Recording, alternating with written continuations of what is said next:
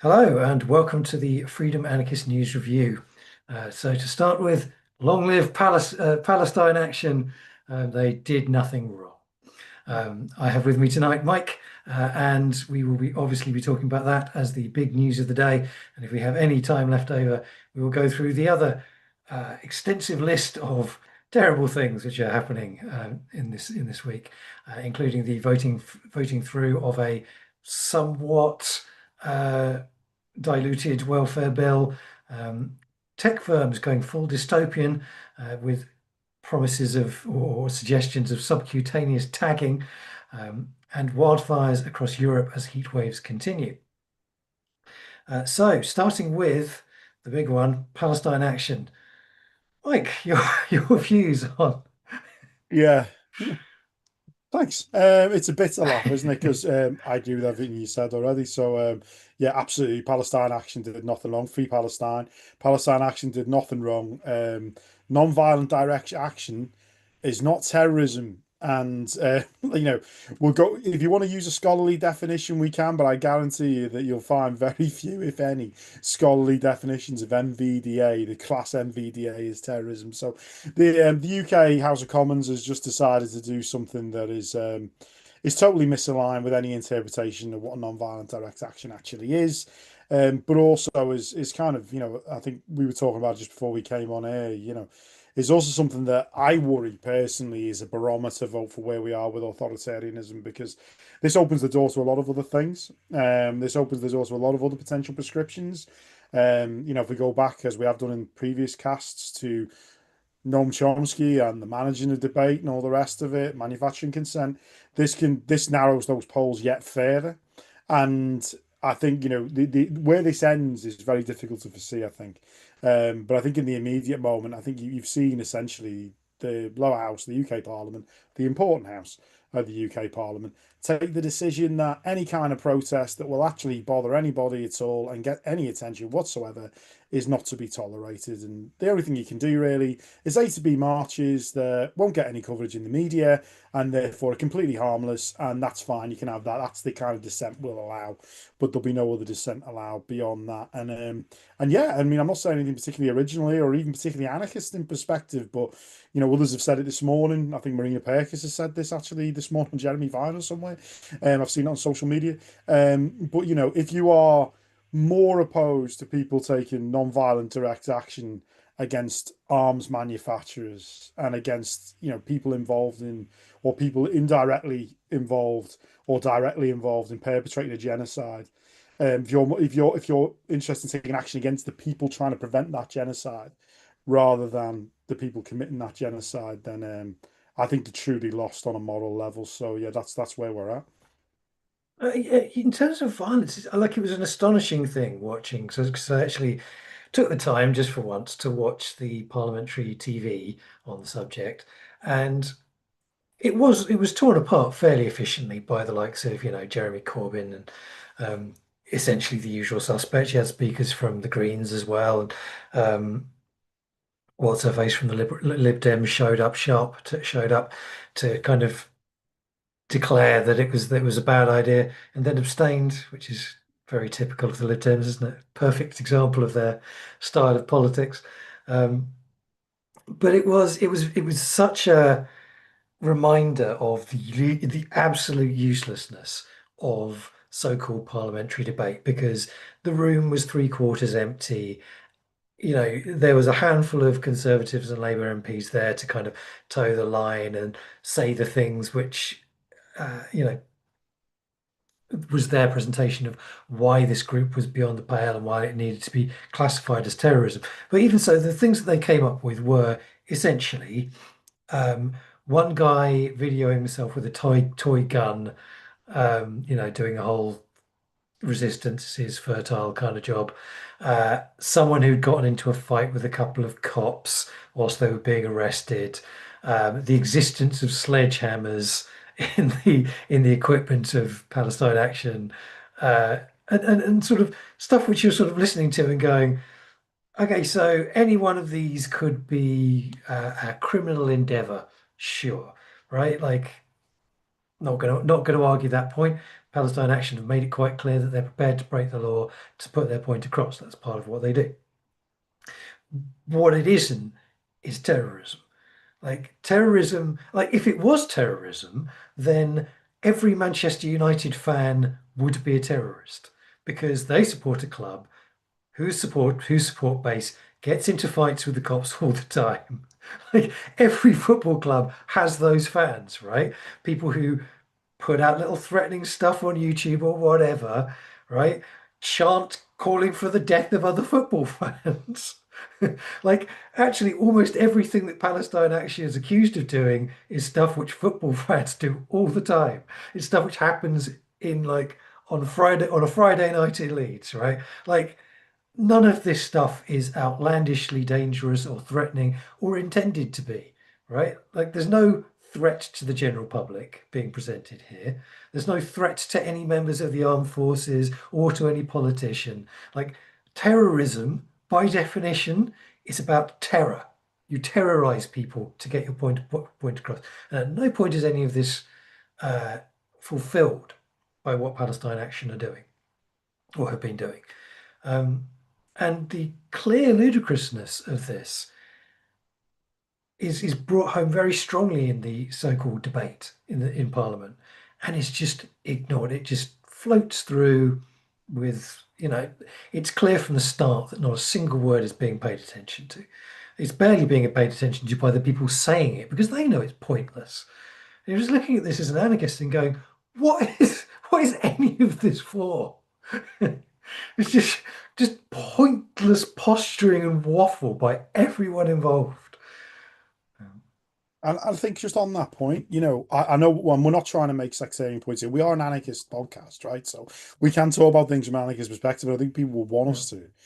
This is almost a textbook case of why you don't bother with parliamentary systems and government, because this is what you get. But at the same time, it still appalls you. It still renders you aghast. You still look at it and think, oh my word.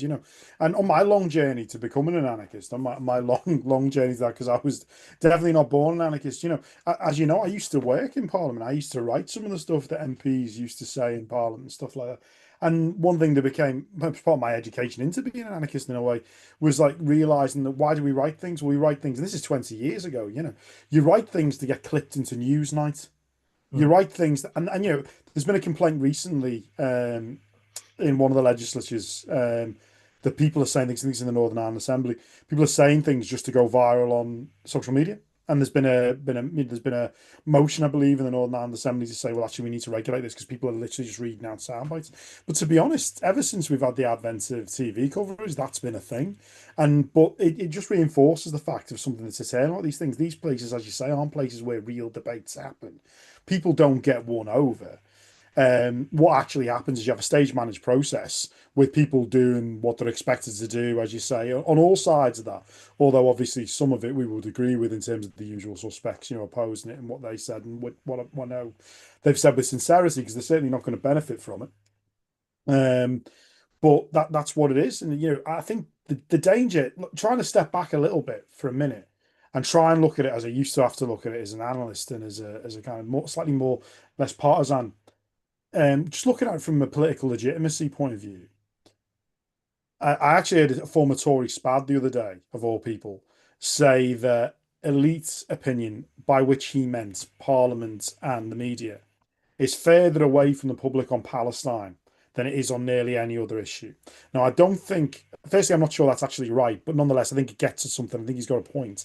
I think the second thing is I don't think that extends necessarily to NVDA, because the public can get very iffy about people doing property damage and stuff. But all that to one side, what Parliament has just done, certainly on a generational level, is tell a whole cohort of people that there is no route for them through mainstream politics to express themselves. And I'm saying that not as an anarchist at the moment. I actually think that's probably true. But they have said that unequivocally and explicitly. And I think there is a lack of awareness from themselves as to what that portends for them. because where's the release valve for these people? Where do they go if they can't do non-violent direct action? If set piece marches are going to be ignored, if you write to your MP and they never pay any attention, if you're in a generation, which is particularly the young, let's be honest, who have been on the losing side of every political debate for the last 20 years, why would you care about the parliamentary system anymore? It's almost like a recipe for people to start to pick up, I don't know, Malatesta or, Emma Goldman or someone, and just have a read because you'll learn a lot from it. So I really don't understand what they think in the medium term this is going to achieve for the future of parliamentary democracy as much as anything else, as they see it. I'm no apologist for it, but I don't see what they think they're going to achieve by doing this because they've just basically criminalized people for opposing a genocide. Sorry for the rant. No, no, I mean that's why pretty much why we're here, right? Um, yeah, no, I mean I agree with all of that. I think I mean I think mostly what it is with parliamentary politics is, like I remember getting into an argument with one of the Spiked Online crew at one point, um, in which they were making the argument that the only legitimate form of politics is your vote on election day, and the other thousand odd days of the parliamentary cycle, your view is simply irrelevant. Like you can send letters to your MP, but your moment of impact is the vote. And if you're not the winner of that vote, you should shut up and let things happen. Which is, it's an appalling thing to say, and it really kind of underlines how Spiked Online's vision of freedom and free speech is withered and pathetic at best. But and note, Spiked Online and Co. will not be raising their voices against the prescription of Palestine Action. Their vision of freedom is essentially just the ability of far right wankers to show up at universities and say what they like without students complaining about it. That's how they conceive free speech and free association. Um, and of course, the reality of censorship is it's what the state tells you can't say. Because unlike university students or private institutions or whatnot, who can only block you from appearing in places which they personally control. Like you are not my friend, I don't want you at my party. That's what that boils down to. Um, the state has the very specific power to say you cannot speak anywhere in this country, you cannot speak. And that is the power that they have just employed to silence not just Palestine Action itself, but us, anybody like us, anybody who even wishes to complain about the way that they are being treated. It's an incredible level of repression against an entire swathe of political views in this country.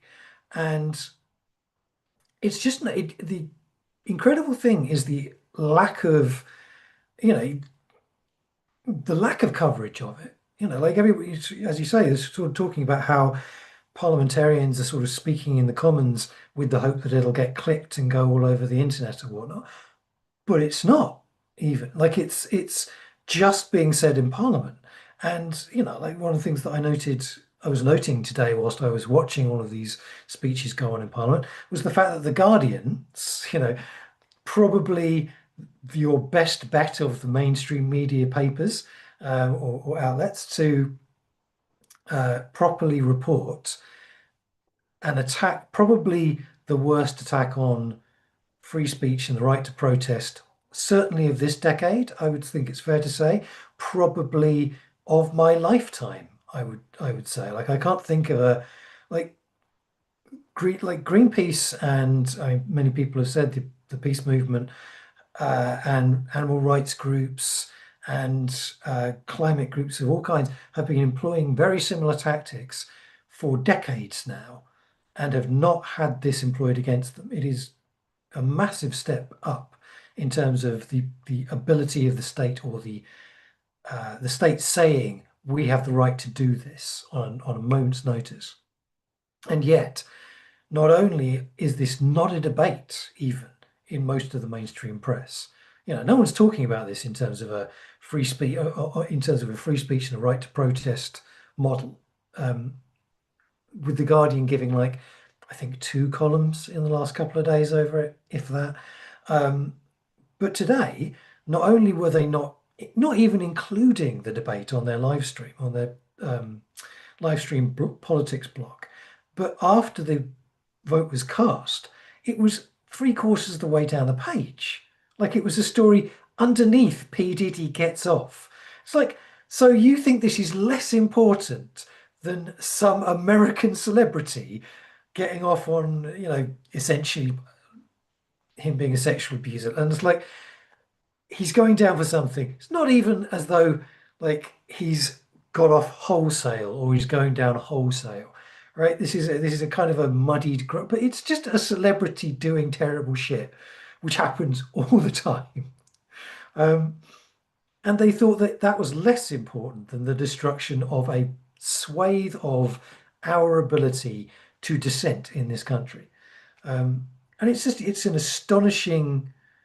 I'm almost as angry with the media as I am with the parliamentarians who showed so little backbone as to just not even say the common sense things that they should have been saying about what Palestine Action represents and why this is a terrible fucking idea. Pardon my French.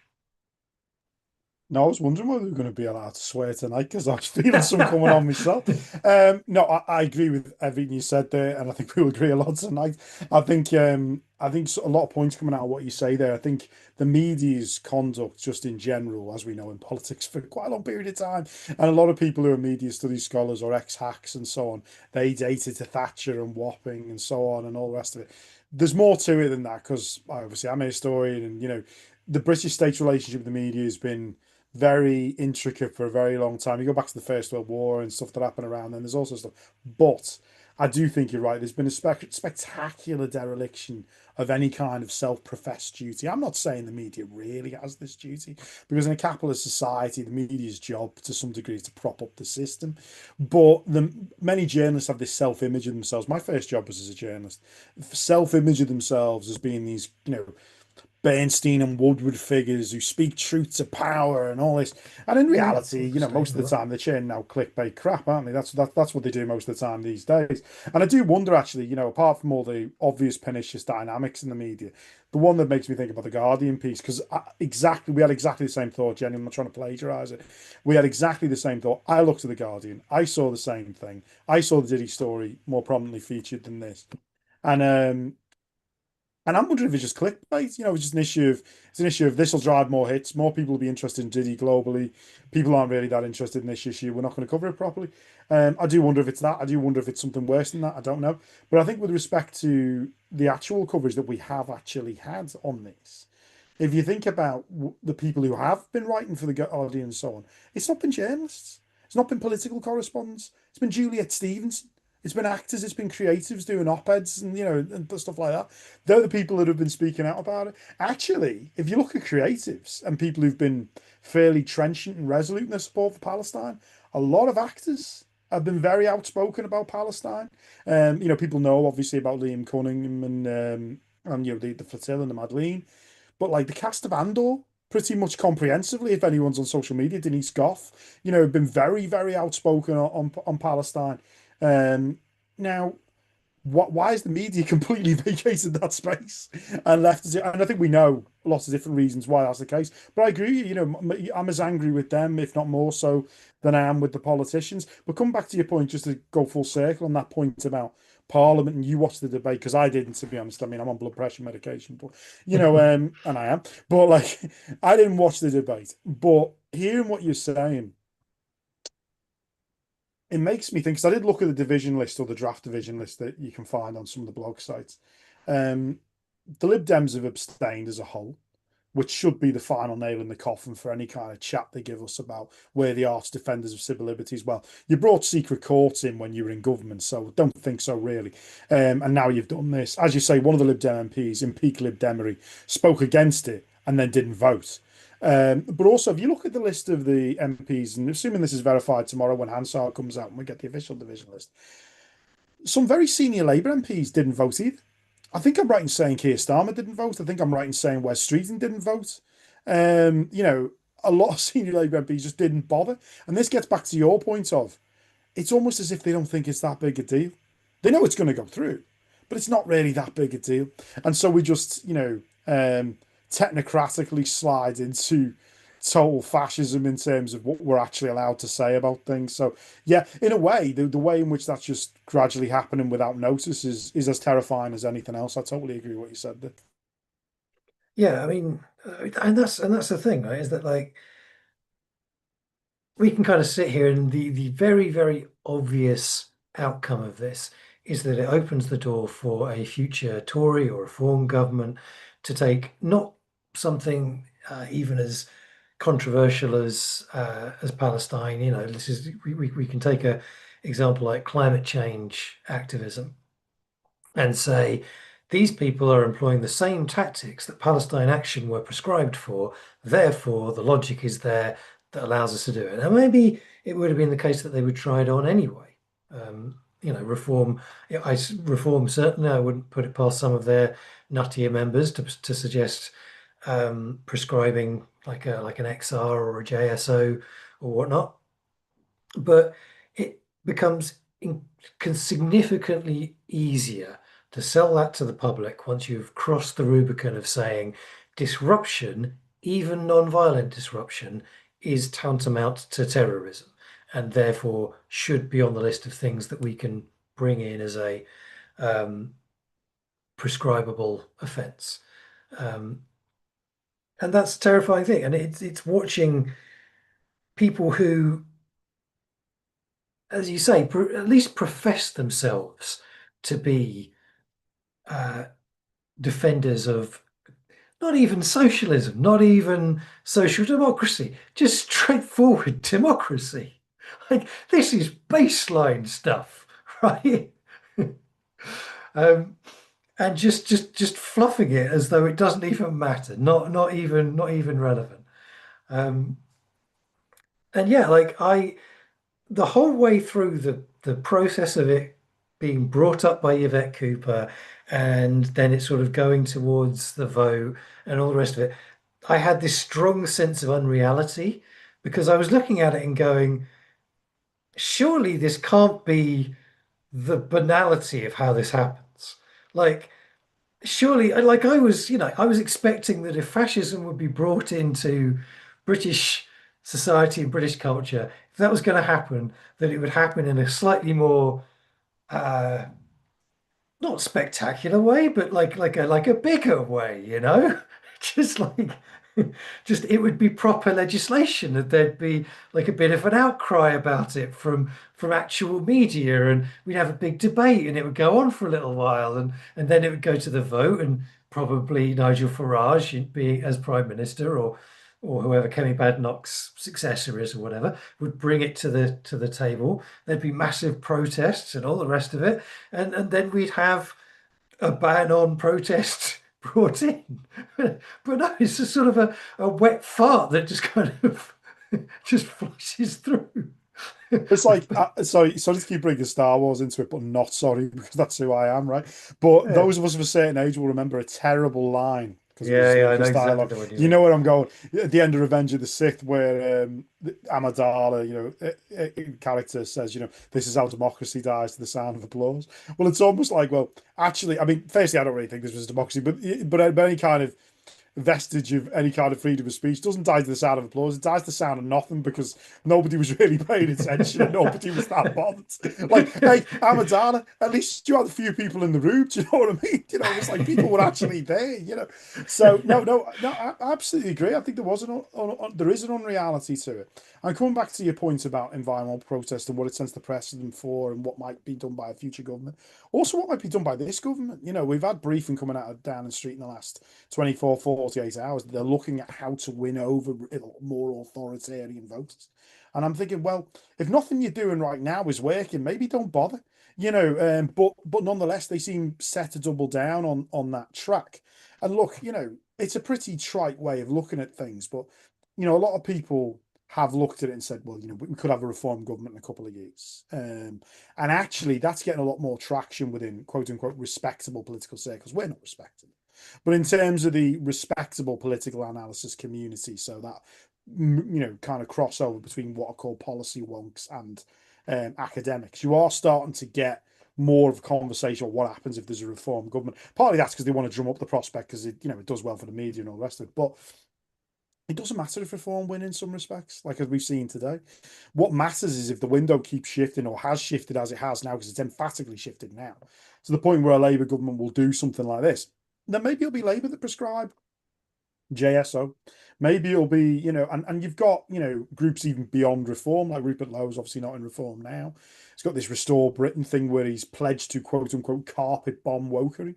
One of the big challenges around the world, is those organizations which sometimes we can be quite critical of as anarchists because we see them as part of the system, NGOs, third sector organizations, but nonetheless within a capitalist system sometimes do good things, but basically being driven out of existence. You're just not allowed to operate in this authoritarian regime. And the gradual awakening that I'm seeing, at least amongst some third sector professionals, that, well, we might not legally be able to operate in the UK in 5 years' time. Because that's the kind of closed society it's becoming. So there is a gradual awakening, if you like, amongst the liberal, small L liberal community. But it may not take, as you say, it may not take a Farage arriving. It's happening right now. And where does it end? And the point about, to go back to that point about JSO and XR, and also, as you said, the history of environmental protest and MVDA. If you think about things that protesters have done, say in the 80s in particular, around environmentalism and around anti-nuclear protests and stuff was done which was way beyond actually what PA have done and so on. And there was a more plausible threat, to put it in these terms, to quote unquote state security. And these groups weren't prescribed. We know what happened to them. They were infiltrated, spy cops, all this sort of stuff. We know that. But they weren't prescribed because obviously that power didn't exist until the Terrorism Act 2000.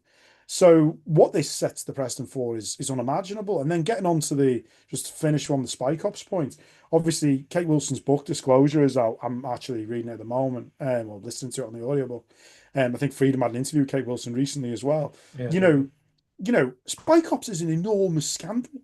It's an awful thing that happens primarily to women, in terms of the abuse that happened over decades, perpetrated by the police and the state to undermine protest and treat protesters and dissent as the enemy within. And we've got the independent, quote unquote, independent advisor on terrorism legislation, Jonathan Hall Casey, giving a speech to Policy Exchange a couple of months ago, where he said we need to get back into the business of counter subversion. Oh, we know Spy Cops was bad, but we need to get back into counter subversion. And so you're sitting there thinking, that's the independent review of terrorism legislation.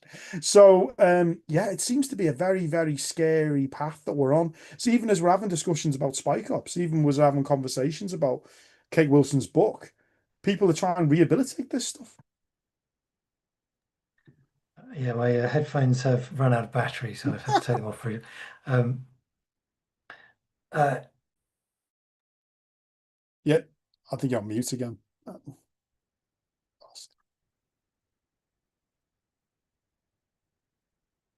So in terms of what we have left to talk about with Palestine Action. So as we know, 385 people voted aye, 26 people voted no. The mix was a few Lib Dems, mostly most of the Greens, the Independents, obviously, and a handful of Labour MPs. But on the whole, it does tell us a little bit where the establishment is in terms of how committed to civil rights it is. And it appears that, because as we sort of pitched on a little bit, it's not just Labour that's kind of let the side down in terms of civil liberties. It's Lib Dems as well. And obviously, we can't possibly trust the Conservatives in any way, shape, or form. Which left the Greens and a handful of independent MPs. But in terms of resisting it, I think what we can say fairly comprehensively is that the parliamentary route to defending civil liberties is not a goer and is not looking to be a goer at any time in the near or medium term future.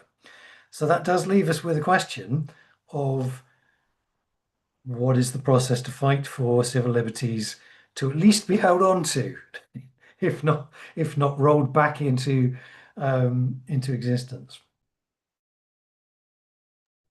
I mean, that's a question. I think that's a question. I mean, because like, I suppose so. I came into, I suppose my training, my thinking, like a lot of my thinking on economics is derivative of Marxism to a large extent, notwithstanding the fact that I'm an anarchist. I'm that kind of anarchist communist who has a bit of Marxism in me, albeit lots of critiques. But my point is just to say that if there's a Marxist debate in the historiography about how Britain actually got rights, right?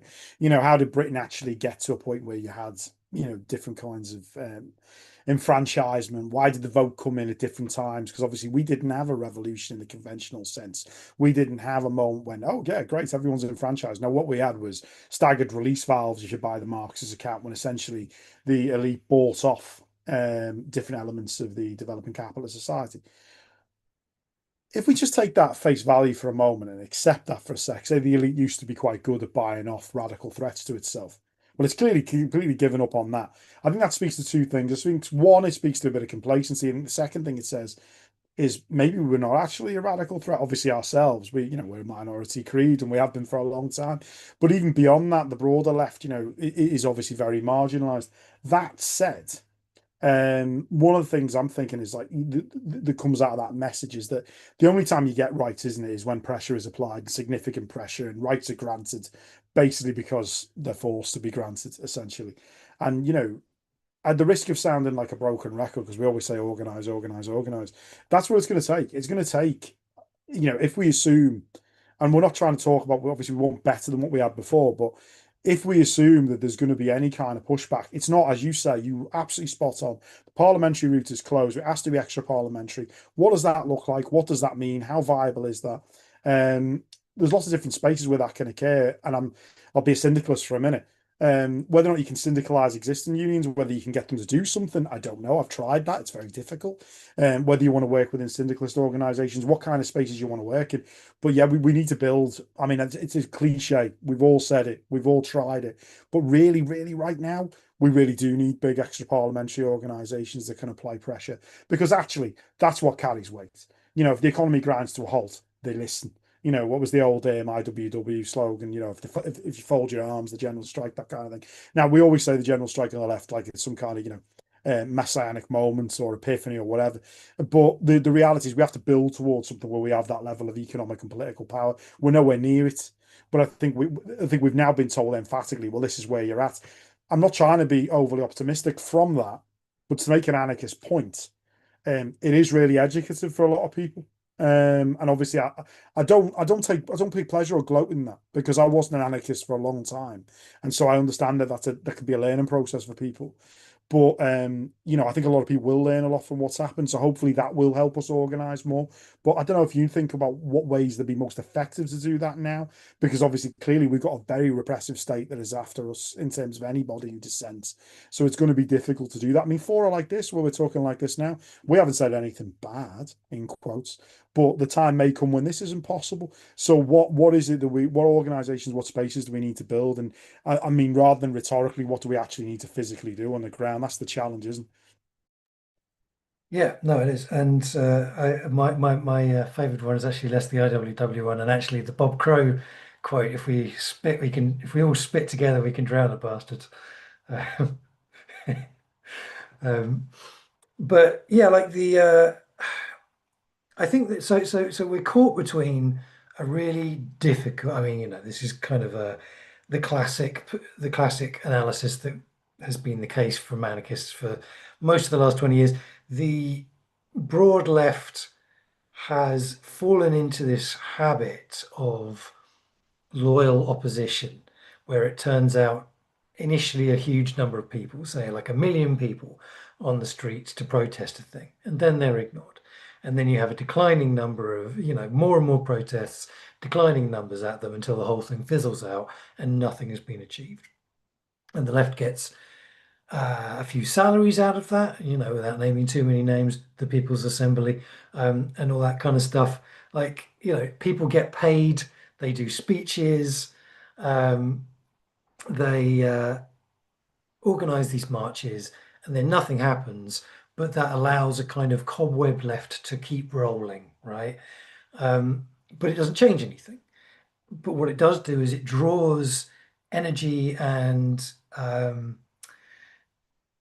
activists and you know the resources needed into these kinds of useless forms of protests, um, and people get diverted away from what would actually make an impact, which, as you say, is economic disruption. Like I think what people would like to think is that there is a form of dissent which is simultaneously not going to get you in trouble and is going to make the government sit up and take notice. And if there is one thing that the last 30 fucking years has shown, it is that this is not real. This is not something that can be done.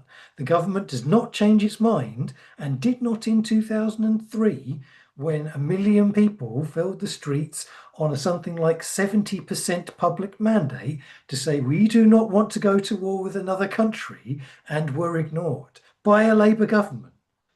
Like, these tactics do not work. They make you feel good.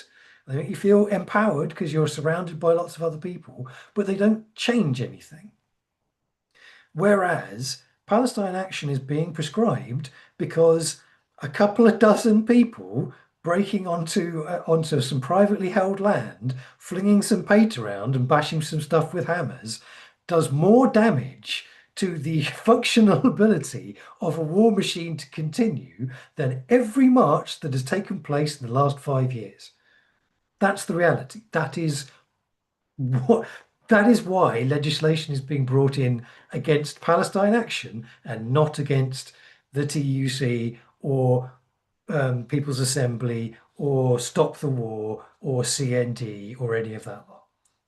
That's the brass tacks of it. Absolutely right. Like, we've all, I know we've all come from different journeys to where we are on the left, right? But like, we've all been there, the paper sellers and all that sort of stuff. And, I've wandered around, obviously, enough radical bookshops around the country and gone to enough meetings and done all that sort of stuff. And absolutely right. They're not bothered about that. It doesn't bother them. And a quote I use a lot of the times, I can't remember if it was War, but one of the Freedom Group in the late 60s, in an interview with the radio, went around 68, the student demos said, well, if the police are watching us again, it means we matter. And going to your point, absolutely. MVDA delivers outcomes, non-violent direct action delivers outcomes, which is why it's getting criminalized. And in a way you say, they're not criminalizing the TUC, they're not going after the TUC. The reason for that is because it's already been done. Trade unionism does deliver outcomes. Like, we have our criticisms as anarchists of craft unionism. Those of us who are syndicalist bent, we criticize craft unionism, we criticize, how that works, but nonetheless, the post-war British state was, at least to some degree, at certain times, not always, but at certain times, frightened of certain unions. And as a result, what happened? The trade union movement effectively was completely defanged and destroyed, more or less. And that's what happened, and whatever people's thinking on Arthur Scargill or the mine or the actual fate of the coal industry because of climate change and so on. The reality was 84, 85 really was that epochal struggle where essentially the trade union movement was broken. And since then reinvented itself as this kind of HR department by with CPD courses and all this sort of stuff. And that's the point. Yeah, exactly right. And also one of our forebears said, if voting changed anything, they'd abolish it. Well, they're quite happy for you to have the vote. They're quite happy if you do an A to B march that doesn't get paid any attention to. But they're not happy for you to have a trade union that's genuinely militant. They're not happy for you to do non-violent direct action like the suffragettes did. And lots of other groups that are held up as heroes once they're 70 odd years or 80 odd years in the past, and sanitized, appropriately sanitized. But the reality is, yeah, I think come back to your point, like Owen Jones, made I thought a really good point. And it's gradually he's been on a journey, as I think people who follow Owen Jones know. He's been on quite a big journey over the last 5 or 6 years. But one of the things he said the other day was this means some people are going some of us, he said, are going to get sent to jail. That's what this means. That's what they're prepared to do, is send us to jail for expressing opinions. But the point, come back to your original point, I think the problem is we've grown up in a society, and this is, I'm going to do a bit of Mark Fisher here, a bit of capitalist realism where we've been, certainly as I grew up as a young person, well, this idea of progress was imbued into you, and this idea that things won't get that bad really, and the era before the Second World War was another world and all this. But the reality is we could outsource our risk. We didn't have to take risks. But the reality of us is those of us who have been active in workplace organising and so on, it does involve risk. Any gains involve risk, right? And obviously, in the case of Palestine Action, they're taking enormous risks, and I've nothing but admiration for them. I've not been brave enough to do that, but I've taken risks in the workplace. I've lost my job because of that, as many of us have done. The reality is, change involves taking some risks. Whatever your appetite for risk is, it has to be bigger than, well, I'm going on a march and I might get sore feet. There's got to be a higher appetite for risk, and that means, because ultimately, without that, we're, as a collective, we have no power. And I think we've got too much into that. We've been managed into that, and it's getting out of that is the acid test for whether we can get out of this. Yeah, absolutely. And with as the most recent, there has been recent legislation against the trade unions, and it was against the RMT, making it more difficult for the RMT to go on strike. Because effectiveness is responded to with attempts to make it less effective. Um, and it's one which I think the left got used to the idea that softer forms of protest would be allowable because the government, like you can see that there is a thread of government action which takes place, and it starts from the 1940s onwards, right? Where in the post-war environment, the government initially and famously goes after freedom press as war commentary, initially tries to crack down on stuff, realizes, oh, actually, we have millions of people who are taking very direct action, like the squatting movement of the 1940s and 50s, is essentially a non-violent, for the most part, direct action movement undertaken by millions of people, but the government doesn't go after them because they are trained soldiers and they know that if they try and shut this down, they have a much bigger problem than if they solve it by essentially doing finding another method, building new homes, building new houses. And then you get into the 1960s and you have a very minor inkling of what could be a much worse problem, right? So you have um, the likes of the Angry Brigade, Persons Unknown trial, all that kind of stuff. But more importantly, that's connected to what's happening on the continent with significant uprisings and upheaval in Italy, in Spain, in Greece in particular, Germany. And they're looking at that and saying, well, as the British state being at the time quite clever, looks at that and goes, okay, so what's happening in Britain is a non-violent direct action issue, which we're worried about. Like you've got the peace camps and the start of all that kind of stuff. You've got particularly the Committee of 100 and the growth of what became CND. And you've got them at military bases doing their big protests and breaking onto the military bases. And they're getting prosecuted, but they're slaps on the wrist. And the good reason for this is because the British government was looking at the situation and saying, the one thing we don't want to do is make a difficult situation of non-violent direct action that we can deal with into a worse situation of people have got nothing to lose, so why wouldn't they do more aggressive actions? And as you get into the 2000s, 2010s, and you see a situation in which the general public has become less and less accepting of, and this is partly because they're not used to it because it's not happening so often, and it's partly because of the success of generations of media and social engineering. The general public becomes less sympathetic towards direct action tactics. And you see this not just in their reaction to XR or JSO now, but you see it in their reaction to militant trade union action prior, where people are much more or much less willing to do what they were doing in the 80s, for example, where people went round London with buckets, rattling buckets for the miners, whilst the flying pickets were fighting with cops all over the country, right? Like that is no longer a factor in British public thought because it doesn't, British public thought is not used to it. It doesn't see it anymore. There's a can't remember which of the many podcasts I've been listening to recently this came up on, but there was a good point made uh, about Murray Rothbard and the libertarian right, the neoliberal right, coming to an analysis that said actually the US public as was, and similarly now with the British public, was no longer socialist. It was no longer that wedded to the idea of socialist values. And actually, there was a layer of primarily upper middle class to ruling class people who still worked on essentially the previous generation's battles. They still thought that there was a strong socialist thread running through the working class when there wasn't really.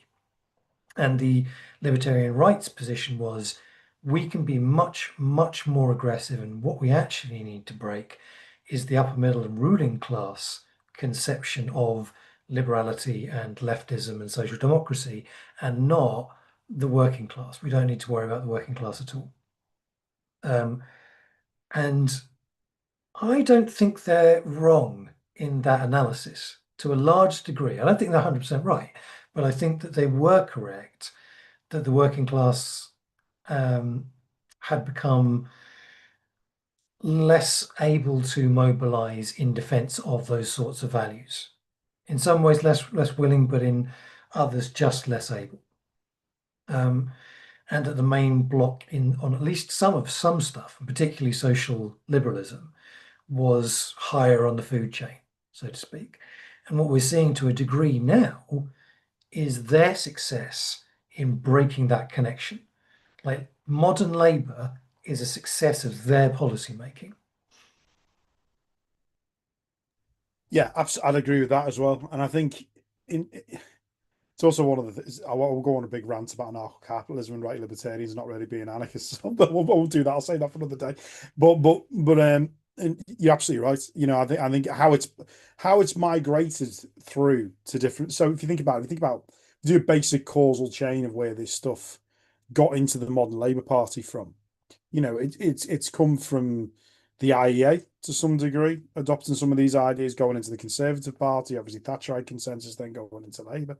But also, actually, the IEA was heavily involved with some senior Liberals in the early 60s when the Liberals weren't that important, hard to sell them. So, and those things became like as you say, those ideas gradually over a long period of time frame the debate, and the modern neoliberal Labour Party absolutely enshrines that, absolutely buys into that completely. And I think what Labour's also been quite good at doing, or the right of the Labour Party have been quite good at doing, is having their own bogeyman at which they're good at looking more moderate than. So we often talk about that from the left, but actually think about it from the right.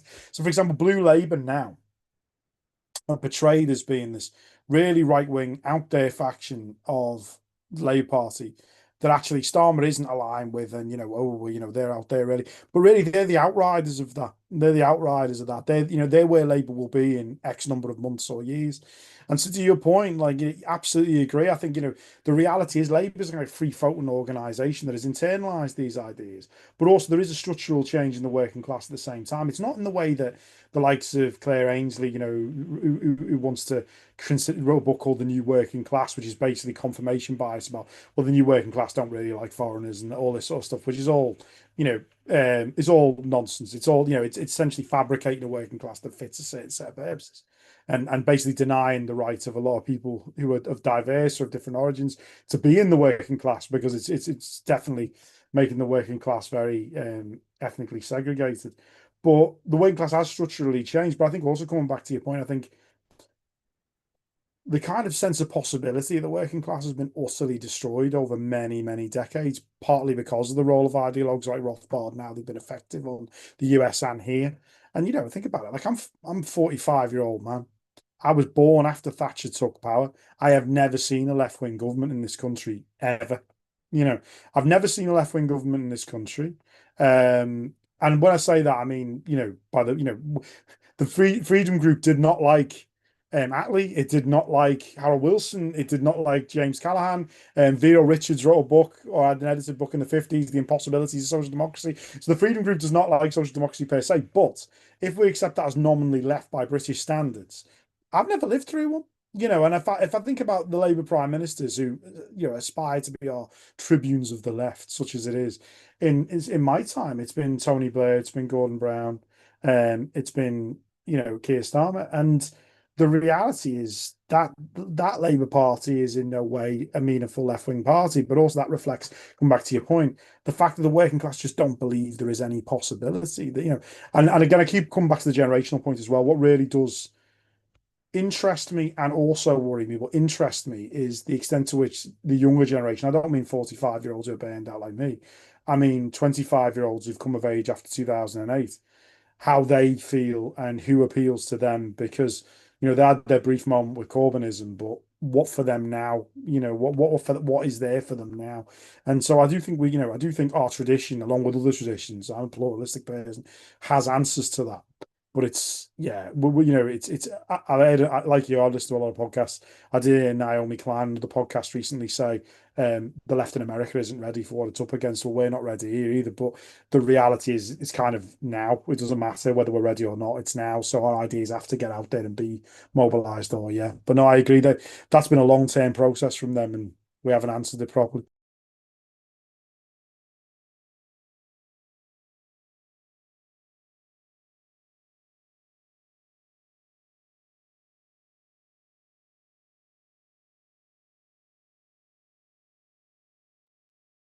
I think you're still muted, mate.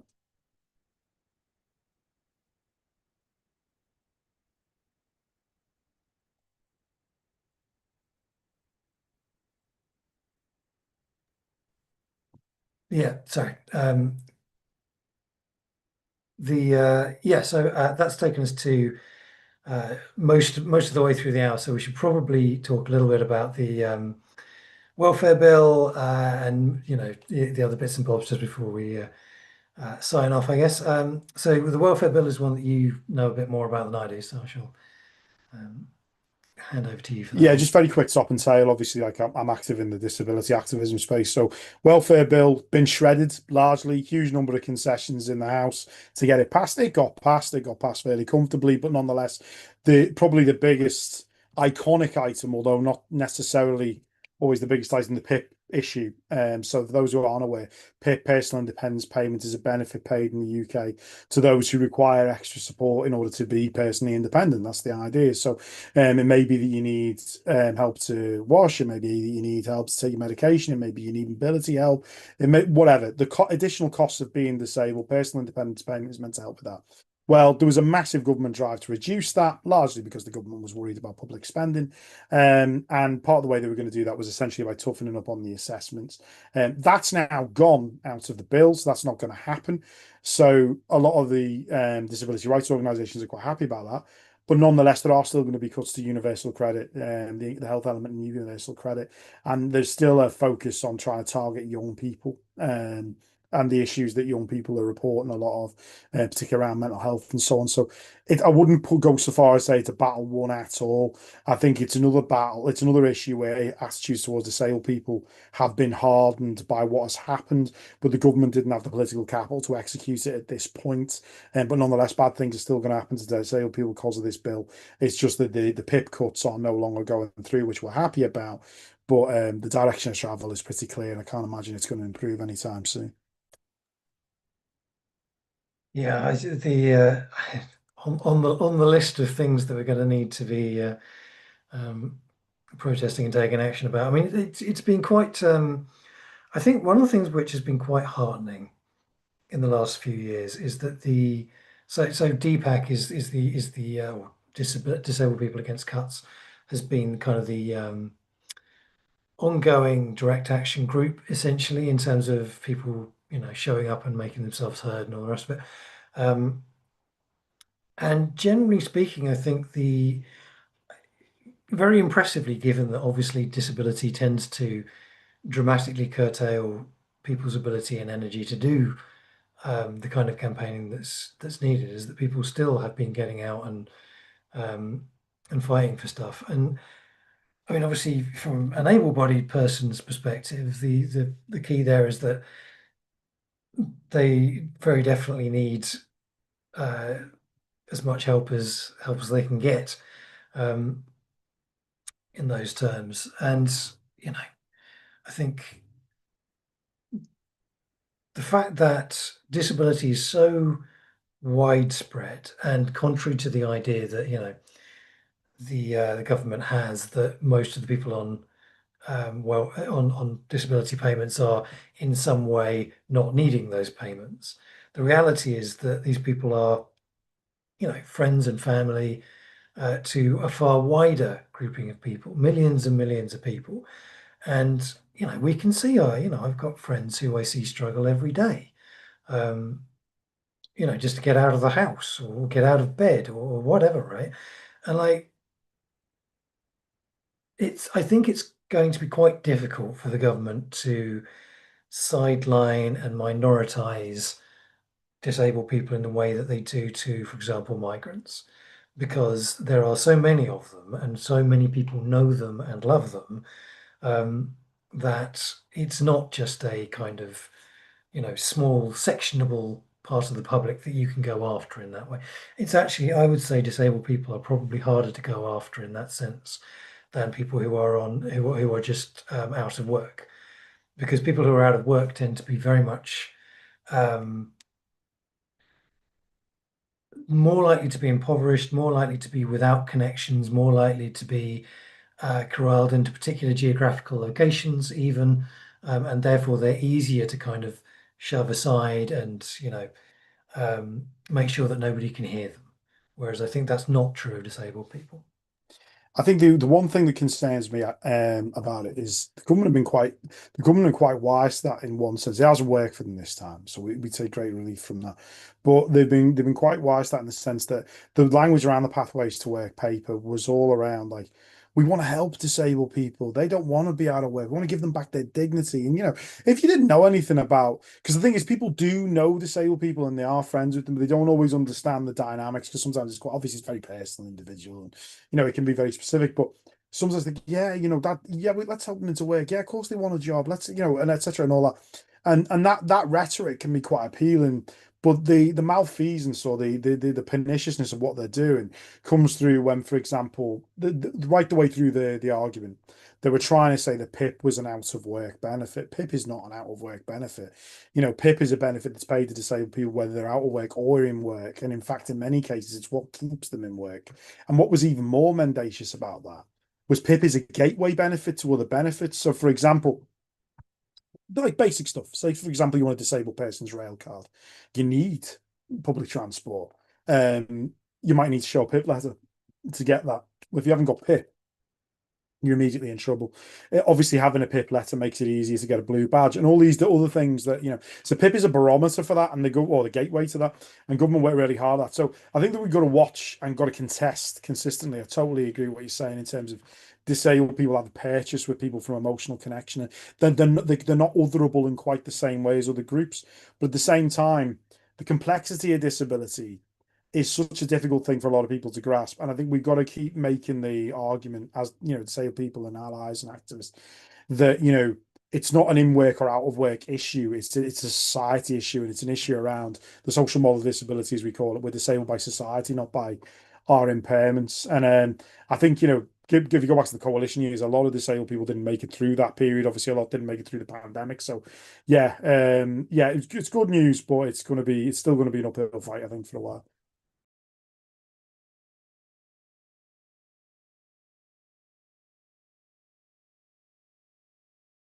Cracking, which leads us to a very quick, as we are now officially an hour, tech firms going full dystopian. So this is a smaller story, but in the long run, it's going to, I mean, the usual suspects of technology firms, fully unleashed from any pretense that they are liberal or forward thinking, have been asked, how do we more efficiently and cheaply keep prisoners under wraps? And one of the many things that they came up with in their horror style panopticon of torture nexus nonsense um, was subcutaneous tagging of prisoners. So, we're throwing in just a little extra soupçon of body horror to go along with um, the Running Man nonsense that we seem to be headed towards. Um, yeah, it's a particular.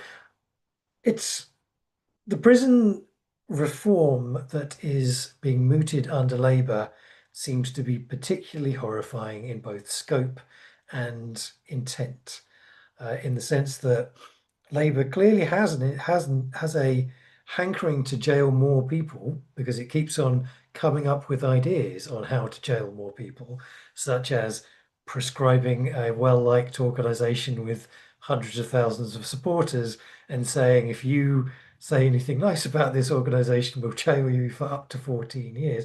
Some would say not enough prison places given that they are already oversubscribed, but there is a plan to build a series of new mega prisons, something which the Tories had attempted and failed to do because it was so wildly unpopular to move vast institutions into small communities in Wales, for example.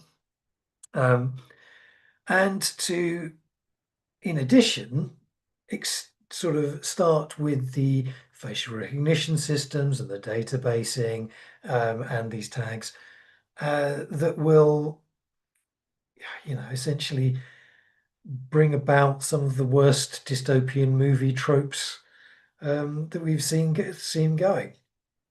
Um, all of which is, on the face of it, hideously expensive. You would think that they would not actually feel that that would be justifiable on that basis alone, but we are seemingly headed towards authoritarianism on a fairly unprecedented scale under this so-called Labour government. Yeah, and just as a quick response to that, just to say, like, for people who, James Timson, I believe they met with James Timson, the prisons minister. I think that's right. And obviously, when James Timson came as a government, there's all this big thing about he's been on the Prison Reforms Trust. His business has been very good for offenders and so on. And yeah, it's living proof that, like, government, if you end up in government, these sorts of things happen. But just on that point about the tech solutions, the other thing I'd just like to make as a trite point is, as we know, these things get trialed out on prisons, but not to get too full holding, but these things then become society. Some of the tech bros who are pushing these technologies are also trying to push them on their own workforces. Why not just have a subcutaneous chip where you can clock in and clock out? We can even send an automated vehicle to your house to pick you up in the morning, and all this sort of stuff. I believe Palantir, one of the firms that have met with them as well, who obviously in the health service, but also, are heavily plugged into lots of different things. So yeah, as dystopian as it gets, really, as dystopian as it gets, and Labour just, as you say, happily and they would claim ideologically free, sailing on into a fascist sunset, really. Almost chirpy note. So I should probably very briefly mention. So we did not even talk about wildfires across Europe as the heat waves continue and what that means in terms of climate change. Where we can get around. I'm sure there will be more wildfires next week for us to talk about. Um, the Swedish Six, which is a story on the Freedom News website. Um, and also protests against a planned detention centre in Italy, both of which I'm just flagging up because they're solid stories which you should go and read if you haven't already. On which note, thank you very much, Mike, for a stimulating, albeit not terribly positive discussion tonight. Hopefully, we can come up with something a bit more upbeat next week. And yeah.